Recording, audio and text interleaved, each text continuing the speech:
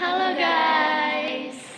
So we are from group 4 and our group consists of me, Ashya Raziqa, and Aulia Rizqi. I'm Aisyah Bestari, Ashya Raziqa, Zahra Risdiani. okay.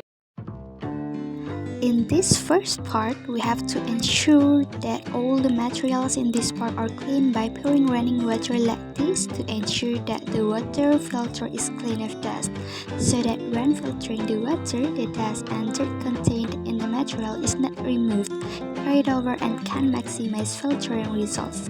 After we have confirmed that the water filter is clean, we can prepare a 50 ml river water sample.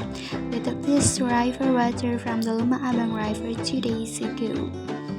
In this session, we want to measure the pH of the water sample, but before that, we have to ensure that the pH measuring device used is sterile.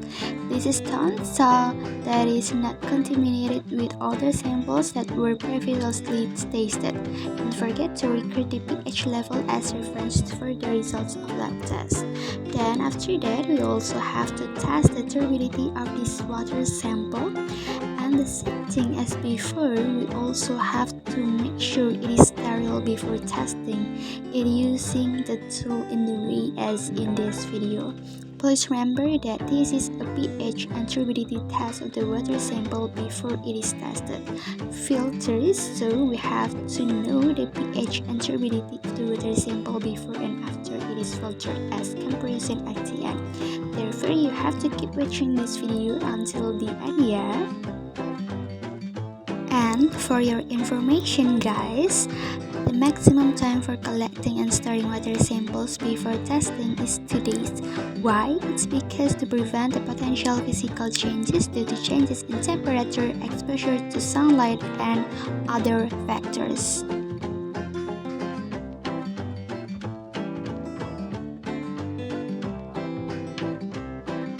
So this is one of the core parts of this activity. It's filtering this water. First we filter as much water as possible, then we take the last remains of the water again and fill it into a beaker which will be used as a pH and turbidity sample after filtration. It's starting to be visible, isn't it? The comparison of water clarity before and after filtration.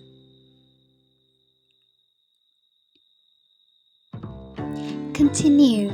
Repeating the same thing by measuring the pH of the water after filtration. Just as before, we also have to ensure that the equipment to be used is sterile. And this is the last part of the lab test. It's measuring the turbidity of the water after filtration. Again, we still have to ensure that the tools to be used are sterile. You can see the step-by-steps that are taken to get the final result.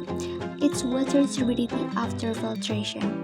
So, laboratory tests on pH and turbidity from river water samples aim to measure and monitor water quality. So, pH is a measure of the level of acidity or alkalinity of a solution, including river water. The purpose of pH testing is to find out how acidic or alkaline the water is. This information is important because an unbalanced pH can affect the survival of aquatic organisms and indicate the possible pollution or significant environmental changes. And turbidity is to measure how clear or turbid the water is due to suspended particles such as mud, soil, microorganisms, or other pollutants. The purpose of turbidity testing is to assess water clarity, which is important for understanding the environmental conditions of rivers. High turbidity levels can indicate human activities such as soil erosion, agricultural waste, or uncontrolled development. By testing pH and turbidity, we can monitor changes in water quality over time, evaluate the impact of human activities or natural changes on river ecosystem, and identify environmental problems that require corrective action. This is important in maintaining the sustainability of water resources and environmental health. Thank you for watching guys. Don't forget to like, comment, and share.